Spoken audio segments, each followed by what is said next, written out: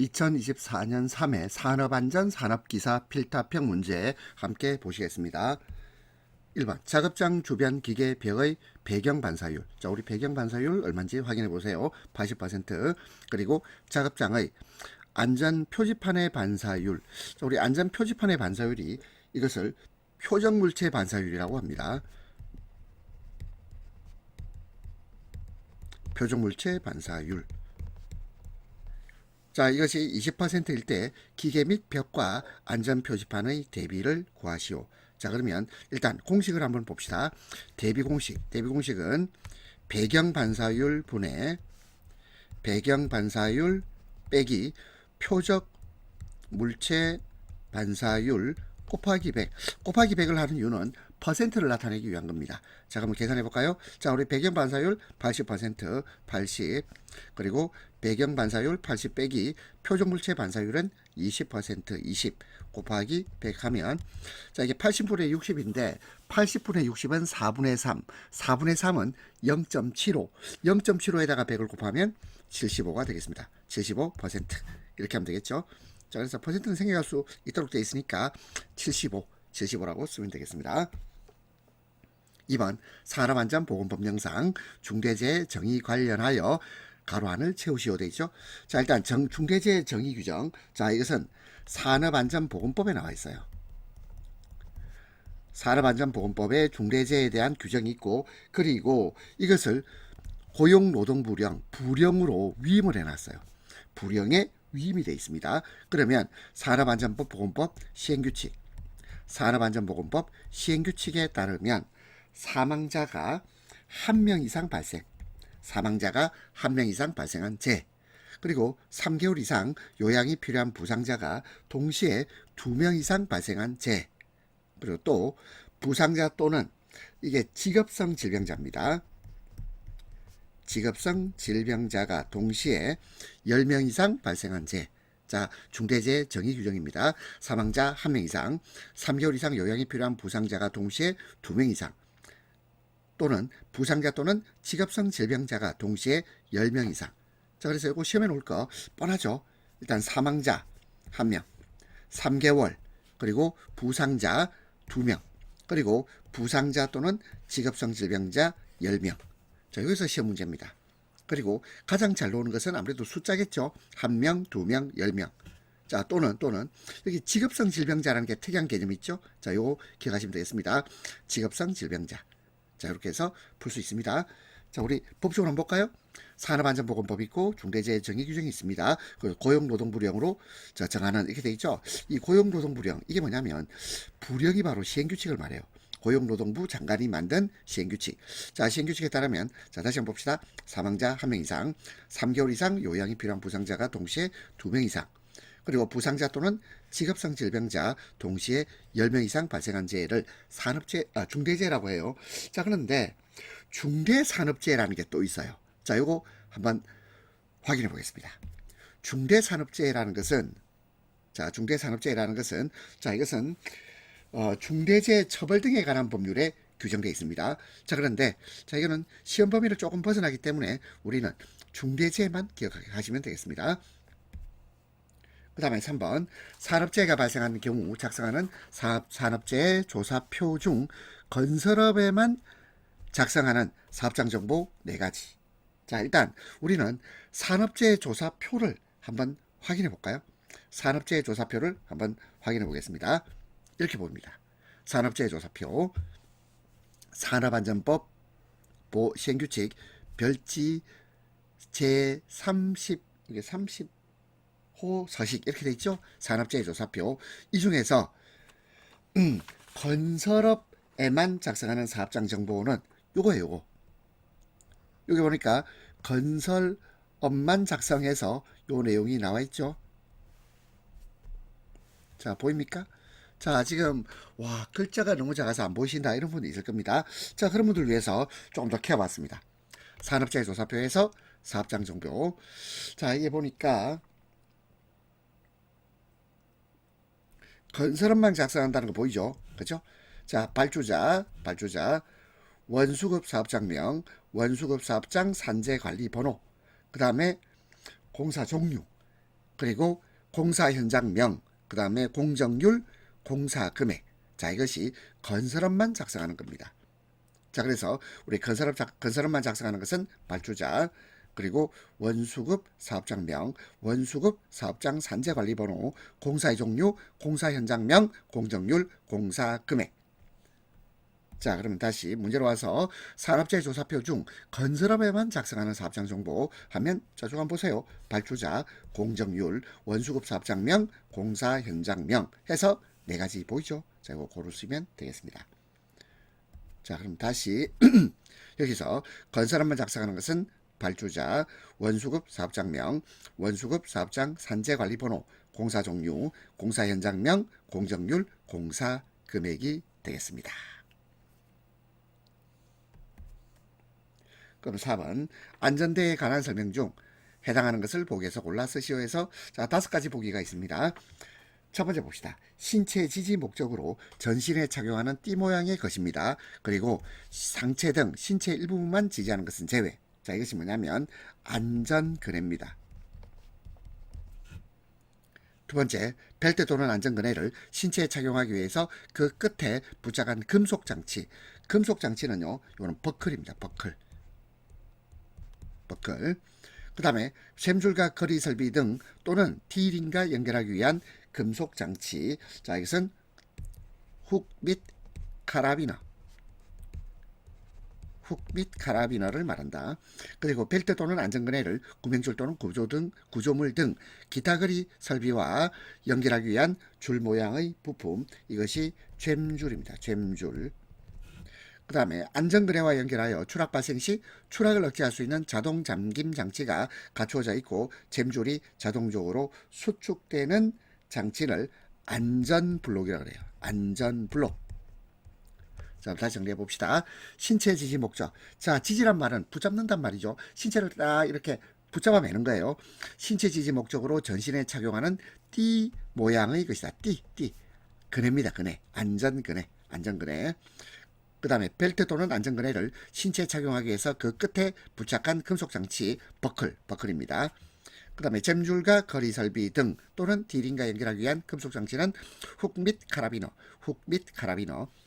벨트 또는 안전그네를 구명줄, 구조물 등 기타 거리 설비와 연결하기 위한 줄 모양의 부품을 잼줄. 자, 줄 모양이라 되어 있잖아. 그러니까 줄이란 단어 나와야 되겠죠? 잼줄. 그 다음에 안전그네와 연결하여 추락 발생 시 추락을 억제할 수 있는 자동 잠김 장치가 갖추어져 있고 잼줄이 자동적으로 수축되는 장치를 안전블록이라고 합니다. 자, 이거 풀 수 있겠죠? 어떻습니까? 자, 이제 다시 설명하지 않겠습니다. 여러분들이 안전대에 관한 설명, 자, 이거 골라서 정리해 주시면 되겠다. 5번 보겠습니다. 하일리 도미노 이론 5단계가 있습니다. 자, 이 중 3단계에 해당하는 요인 2가지를 쓰시오. 이렇게 돼 있죠. 그러면 이 5단계가 어떻게 구성되어 있는지 한번 확인해 보겠습니다. 하일리의 도미노 이론. 첫 번째, 사회적 환경 및 유전적 요소. 이게 선천적 결함입니다. 사회적 환경 및 유전적 요소. 그 다음에 이제 개인적 결함. 그 다음에 불안전한 행동, 불안전한 상태. 불안전한 행동, 불안전한 상태. 이것이 3단계에 해당하는 요인입니다. 불안전한 행동, 불안전한 상태. 그 다음에 사고. 그리고 마지막으로 상해라고 해도 되고 아니면 재해라고 해도 되겠죠. 또는 뭐 손해라고 해도 됩니다. 따라서 3단계는 불안전한 행동, 불안전한 상태를 말합니다. 6번 산업안전보건법령상 동력을 사용하는 항타기 또는 항발기에 대해서 무너짐을 방지하기 위한 사업주의 준수사항 관련해서 가로 안에 알맞은 것을 쓰시오 돼 있죠. 자, 이것도 제가 항상 문제 속에 답이 있다 이렇게 말하지 않던가요? 문제를 잘 읽어봅시다. 먼저 첫 번째 보면 연약한 집안에 설치한다. 자, 우리 연약한 집안에 설치하려면 뭘 받쳐야 될 거 아닙니까? 그렇죠? 받침이 있어요. 받침. 여기 있네.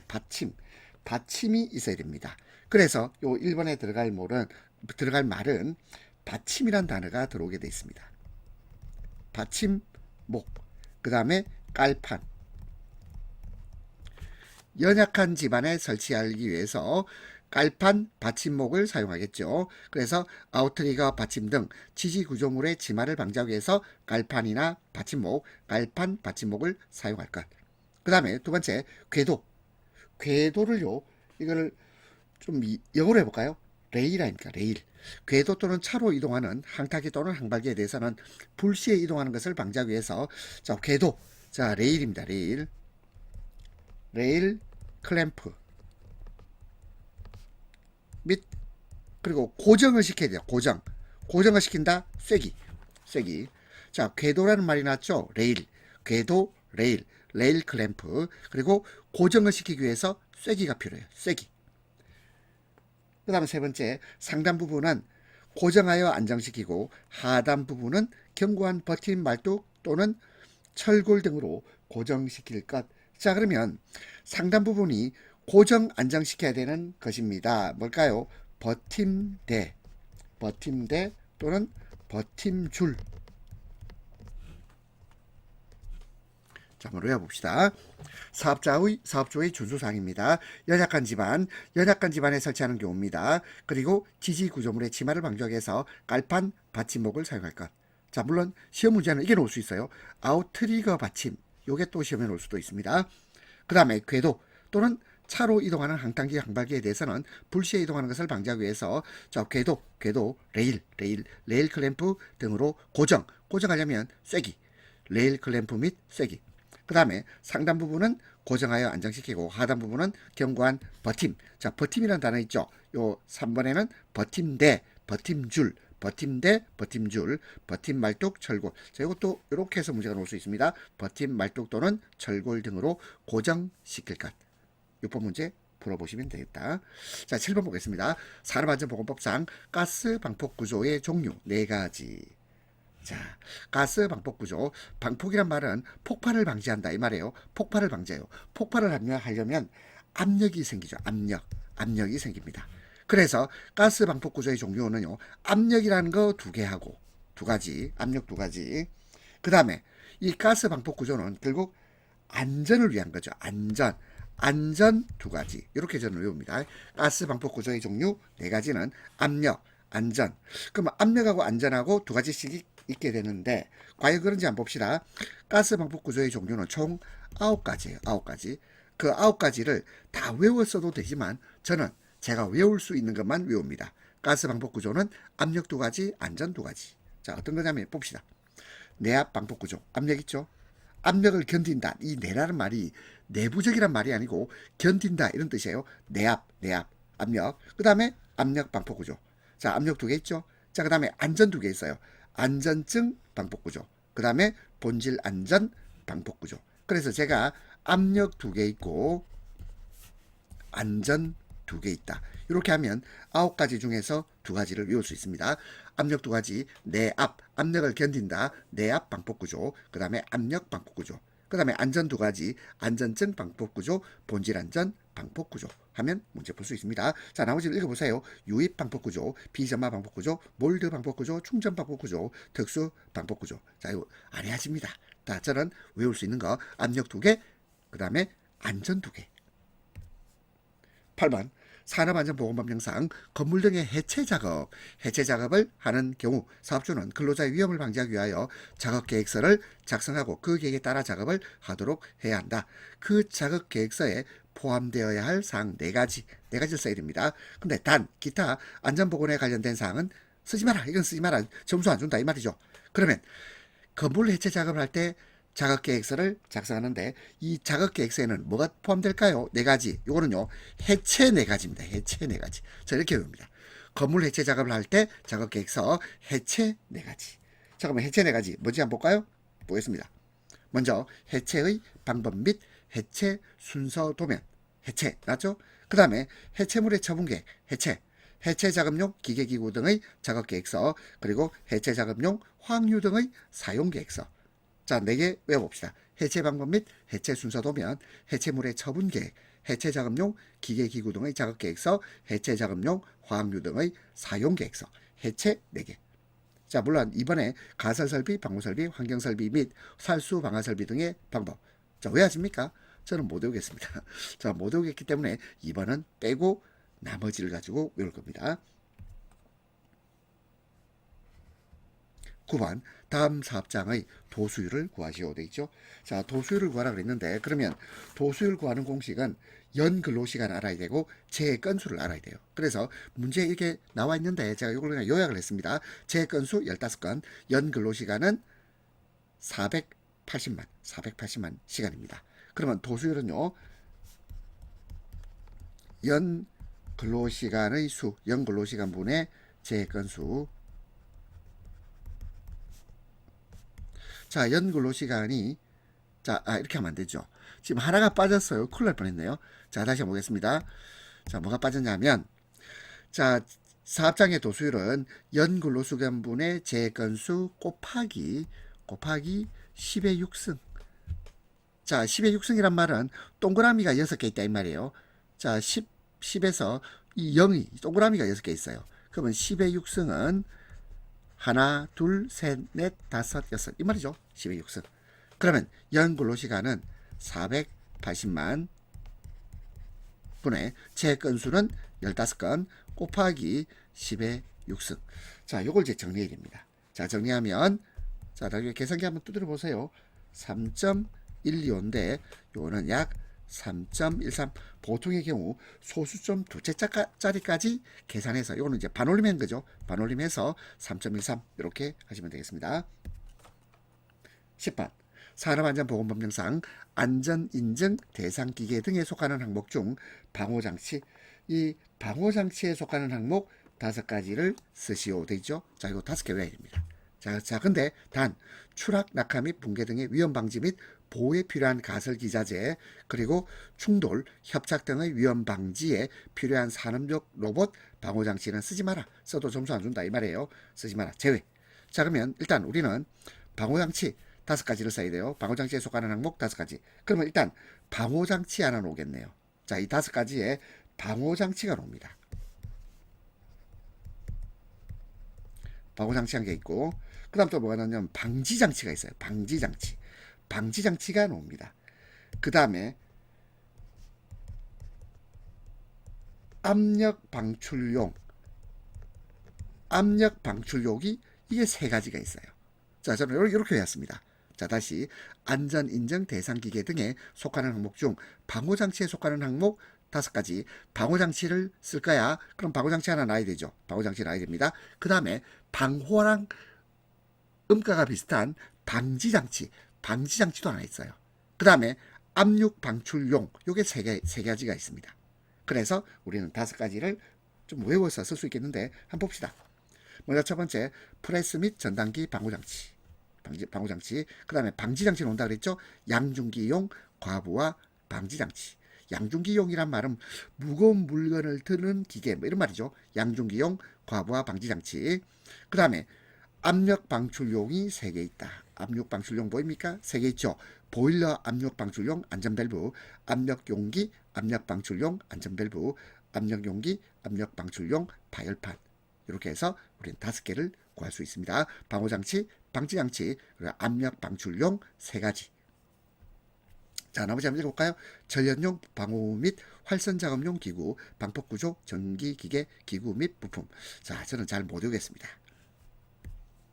그 다음에 11번 수소 28 발륨 퍼센트, 메탄 45 발륨 퍼센트, 에탄 27 발륨 퍼센트일 때 이 혼합기체 공기 중 폭발 상한계 값, 메탄의 위험도. 자, 2가지를 구해야 되네요. 자, 먼저 폭발 상한가 값을 우리가 보통 L이라고 표현해요. L이라고 표현하는데, 그러면 이 공식 보겠습니다.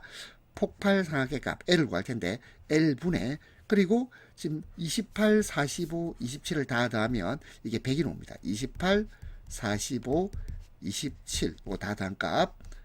자, 이것은 자, 지금 폭발 상값이 수소는 75, 메탄은 15, 에탄은 12.4죠. 근데 이게 분모가 됩니다.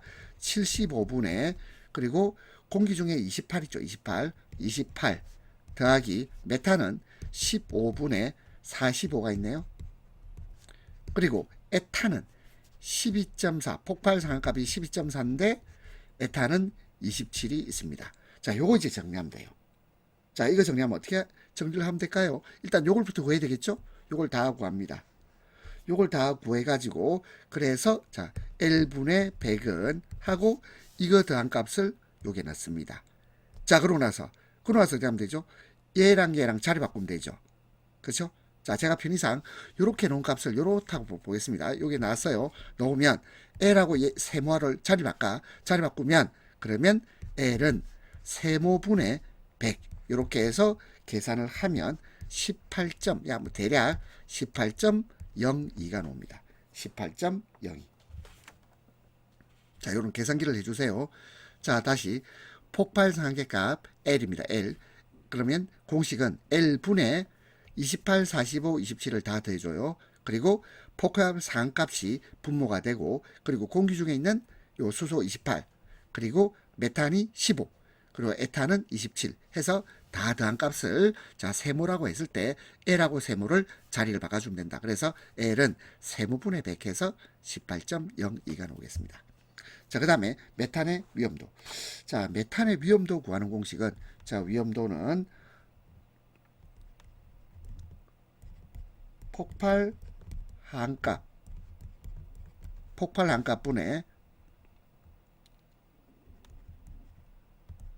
폭발 상한값 빼기 폭발 한값. 자, 이렇게 정리하면 됩니다. 자, 말이 좀 지저분해졌죠. 자, 다시 한값 얼마죠? 자, 메탄의 폭발 한값은 5.0입니다. 5.0. 그렇죠? 그러니까 그냥 5라고 합시다. 5. 그리고 폭발 상한값은 15죠. 15. 그리고 폭발 한값은 5. 5분의 15 빼기 5 하면 그러면 값이 얼마 나옵니까? 2가 나오죠. 2.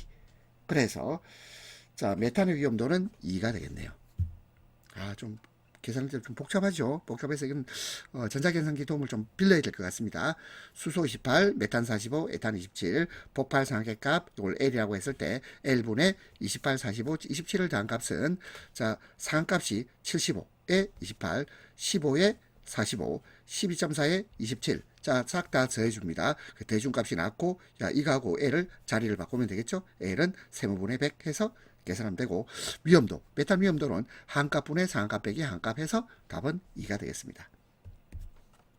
12번 산업안전보건법령상 화물자동차에 짐을 싣거나 내리는 작업, 짐을 싣거나 내리는 작업입니다.